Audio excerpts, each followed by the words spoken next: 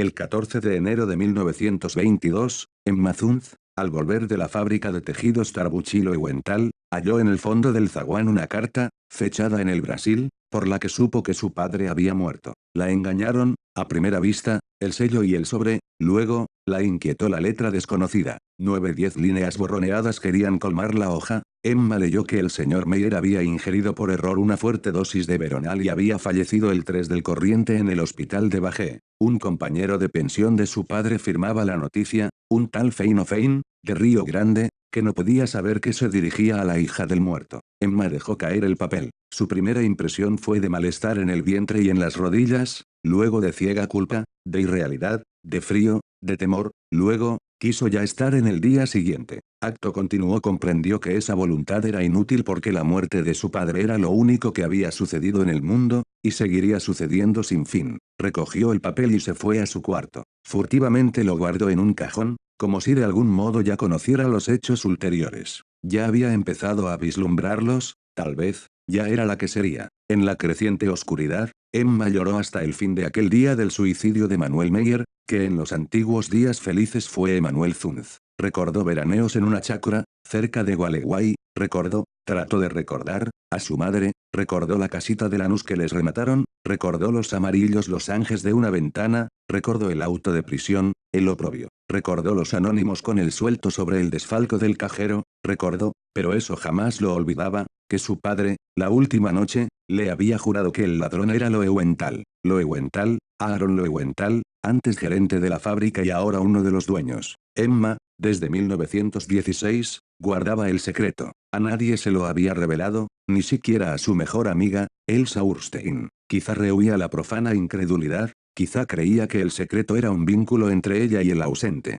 Loewenthal no sabía que ella sabía. Emma Zunz derivaba de ese hecho ínfimo un sentimiento de poder. No durmió aquella noche, y cuando la primera luz definió el rectángulo de la ventana, ya estaba perfecto su plan. Procuró que ese día, que le pareció interminable, fuera como los otros. Había en la fábrica rumores de huelga. Emma se declaró, como siempre, contra toda violencia. A las 6, concluido el trabajo, fue con Elsa a un club de mujeres, que tiene gimnasio y pileta. Se inscribieron, tuvo que repetir y deletrear su nombre y su apellido, tuvo que festejar las bromas vulgares que comentan la revisación. Con Elsa y con la menor de las Kronfuss discutió a qué cinematógrafo irían el domingo a la tarde. Luego, se habló de novios y nadie esperó que Emma hablara. En abril cumpliría 19 años, pero los hombres le inspiraban, aún, un temor casi patológico. De vuelta, preparó una sopa de tapioca y unas legumbres, comió temprano, se acostó y se obligó a dormir. Así, laborioso y trivial, pasó el viernes 15, la víspera. El sábado, la impaciencia la despertó. La impaciencia, no la inquietud, y el singular alivio de estar en aquel día, por fin. Ya no tenía que tramar y que imaginar, dentro de algunas horas alcanzaría la simplicidad de los hechos. Leyó en la prensa que el Nordstjernan, de Malmo, zarparía esa noche del dique 3, llamó por teléfono a Loewenthal, insinuó que deseaba comunicar, sin que lo supieran las otras, algo sobre la huelga y prometió pasar por el escritorio, al oscurecer. Le temblaba la voz, el temblor convenía a una delatora. Ningún otro hecho memorable ocurrió esa mañana. Emma trabajó hasta las 12 y fijó con Elsa y con Perla Kronfuss los pormenores del paseo del domingo. Se acostó después de almorzar y recapituló, cerrados los ojos, el plan que había tramado. Pensó que la etapa final sería menos horrible que la primera y que le depararía, sin duda, el sabor de la victoria y de la justicia. De pronto, alarmada, se levantó y corrió al cajón de la cómoda. Lo abrió, debajo del retrato de Milton Sills,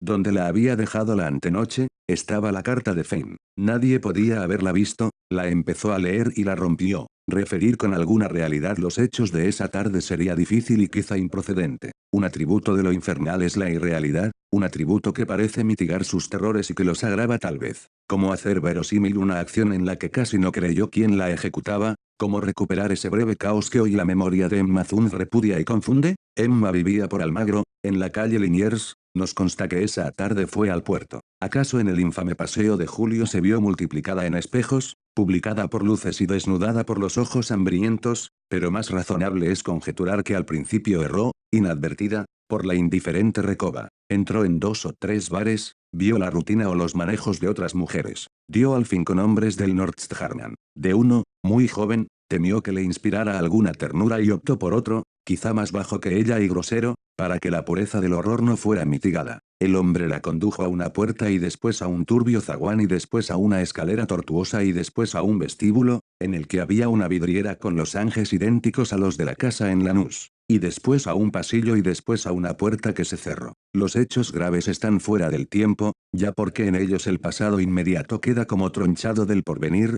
ya porque no parecen consecutivas las partes que los forman. En aquel tiempo fuera del tiempo, en aquel desorden perplejo de sensaciones inconexas y atroces, ¿pensó Emma Zunz una sola vez en el muerto que motivaba el sacrificio? Yo tengo para mí que pensó una vez y que en ese momento peligró su desesperado propósito. Pensó, no pudo no pensar, que su padre le había hecho a su madre la cosa horrible que a ella ahora le hacían. Lo pensó con débil asombro y se refugió, enseguida, en el vértigo. El hombre, sueco o finlandés, no hablaba español, fue una herramienta para Emma como ésta lo fue para él, pero ella sirvió para el goce y él para la justicia. Cuando se quedó sola, Emma no abrió enseguida los ojos. En la mesa de luz estaba el dinero que había dejado el hombre. Emma se incorporó y lo rompió como antes había roto la carta. Romper dinero es una impiedad, como tirar el pan. Emma se arrepintió, apenas lo hizo. Un acto de soberbia y en aquel día, el temor se perdió en la tristeza de su cuerpo, en el asco. El asco y la tristeza la encadenaban, pero Emma lentamente se levantó y procedió a vestirse.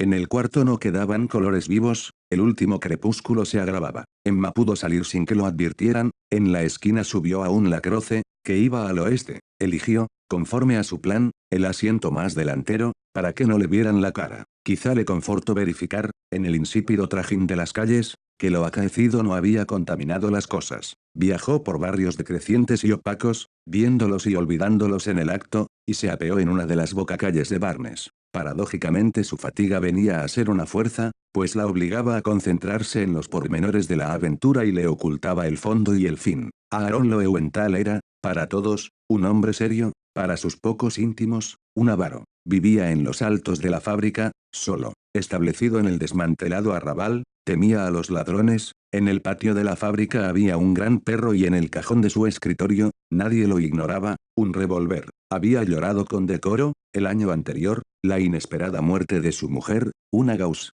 que le trajo una buena dote, pero el dinero era su verdadera pasión. Con íntimo bochorno se sabía menos apto para ganarlo que para conservarlo. Era muy religioso, creía tener con el Señor un pacto secreto, que lo eximía de obrar bien, a trueque de oraciones y devociones. Calvo, corpulento, enlutado, de quevedos ahumados y barba rubia, esperaba de pie, junto a la ventana, el informe confidencial de la obrera Zunz. La vio empujar la verja, que él había entornado a propósito, y cruzar el patio sombrío. La vio hacer un pequeño rodeo cuando el perro atado ladró. Los labios de Emma se atareaban como los de quien reza en voz baja, cansados, repetían la sentencia que el señor Loewenthal oiría antes de morir. Las cosas no ocurrieron como había previsto Emma Zunz. Desde la madrugada anterior, ella se había soñado muchas veces, dirigiendo el firme revólver, forzando al miserable a confesar la miserable culpa y exponiendo la intrépida estratagema que permitiría a la justicia de Dios triunfar de la justicia humana no por temor,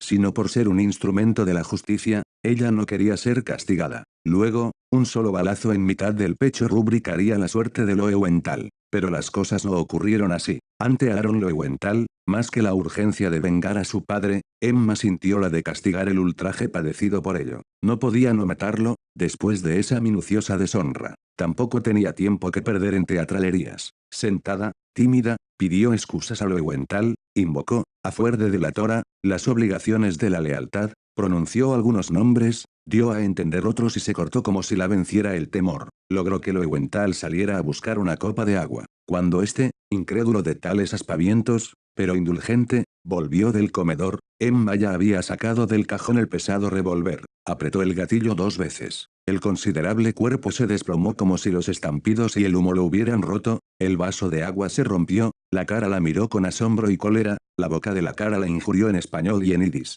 Las malas palabras no cejaban, Emma tuvo que hacer fuego otra vez. En el patio, el perro encadenado rompió a ladrar, y una efusión de brusca sangre manó de los labios obscenos y manchó la barba y la ropa. Emma inició la acusación que había preparado: he vengado a mi padre y no me podrán castigar, pero no la acabó, porque el señor Loewenthal ya había muerto. No supo nunca si alcanzó a comprender. Los ladridos tirantes le recordaron que no podía, aún, descansar. Desordenó el diván, desabrochó el saco del cadáver, le quitó los quevedos salpicados y los dejó sobre el fichero. Luego tomó el teléfono y repitió lo que tantas veces repetiría, con esas y con otras palabras: ha ocurrido una cosa que es increíble. El señor Loewenthal me hizo venir con el pretexto de la huelga, abusó de mí, lo maté. La historia era increíble, en efecto, pero se impuso a todos, porque sustancialmente era cierta. Verdadero era el tono de Emma Zunz, verdadero el pudor, verdadero el odio, verdadero también era el ultraje que había padecido, solo eran falsas las circunstancias, la hora y uno o dos nombres propios.